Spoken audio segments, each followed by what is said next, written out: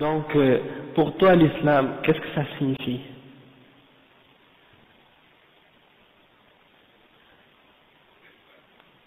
Ah, ok. Ok, d'accord. Donc, étant donné que c'est vague, comme tu dis, c'est pas clair, c'est très important de te donner une explication de qu'est-ce que c'est l'islam.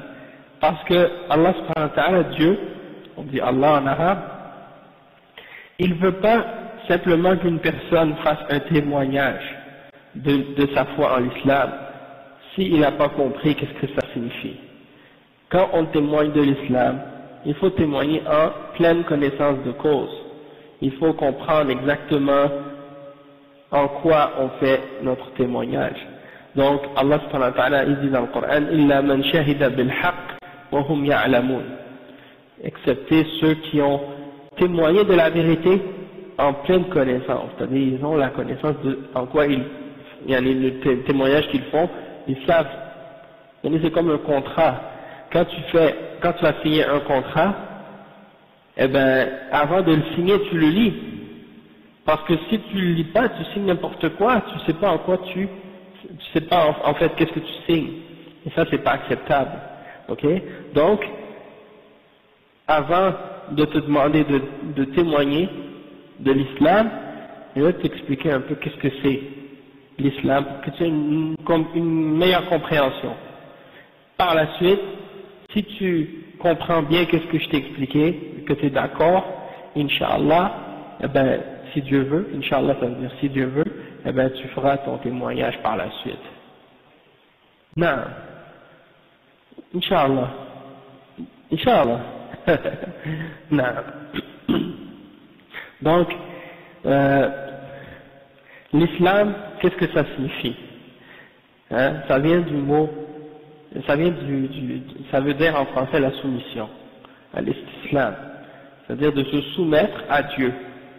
C'est ça ce que ça signifie le mot islam. Et quand tu dis que tu es musulman, ça veut dire que tu as appliqué cette soumission-là, c'est-à-dire que tu es quelqu'un qui s'est soumis à Dieu. D'accord?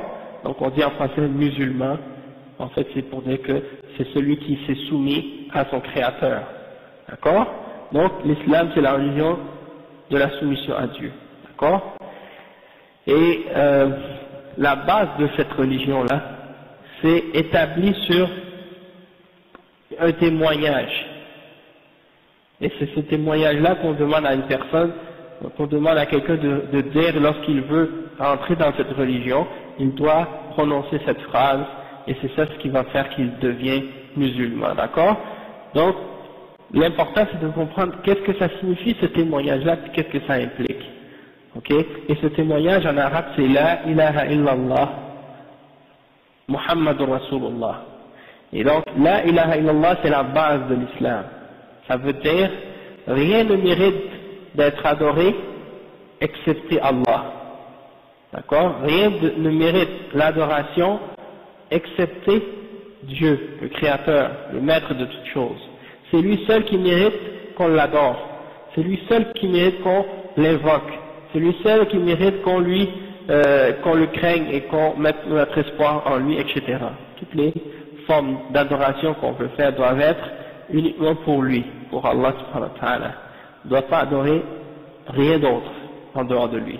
Ni un ange, ni un prophète, ni un saint, ni un arbre, ni une pierre, ni une statue, ni une idole, ni un prophète, peu importe, même pas, ni un animal, peu importe qu'est-ce que les êtres humains peuvent prendre parmi les créatures comme idole ou comme objet d'adoration, tout ça c'est rejeté.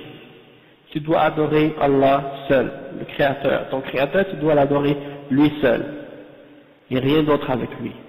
Donc ça c'est la base dans l'islam, c'est le principe fondamental. Et donc ça nous fait comprendre en fait que premièrement on doit croire en Allah, on doit croire en Dieu. Et nous lorsqu'on dit qu'on croit en Dieu, dans l'islam, ça a une signification particulière.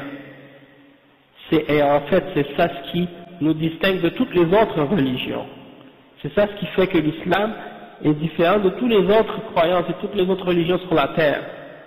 Parce que quand on dit qu'on croit en Dieu, ça a une définition ou une signification particulière à cause du témoignage de la ilaha illallah. D'accord? Et je vais t'expliquer un petit peu pourquoi. D'accord?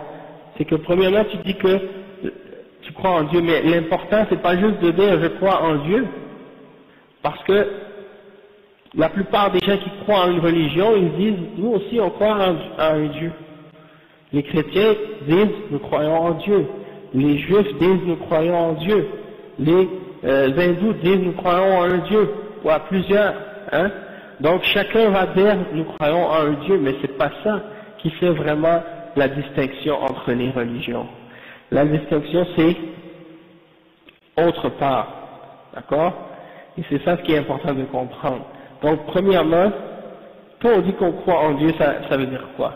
Ça veut dire que il y a un seul Dieu qui a tout créé dans l'univers. Ok? Il n'y a pas d'autre qui partage quoi que ce soit dans l'univers avec lui. Tous les particules qui composent notre monde, c'est uniquement lui qui les a créées. Il n'y a pas un autre créateur avec lui qui partage quoi que ce soit dans ce monde. Il a tout créé, il a le pouvoir sur toute chose. C'est lui qui fait vivre et qui fait mourir.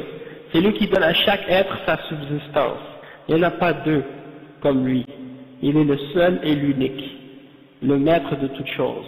D'accord? Ça c'est la base. Mais c'est pas suffisant de juste comprendre ça pour dire qu'on est un musulman. Parce qu'il y a d'autres aspects encore importants que si on ne les a pas compris, on n'est pas sauvé encore de l'idolâtrie et de l'égarement. Et ces principes-là, c'est comme si tu dis par exemple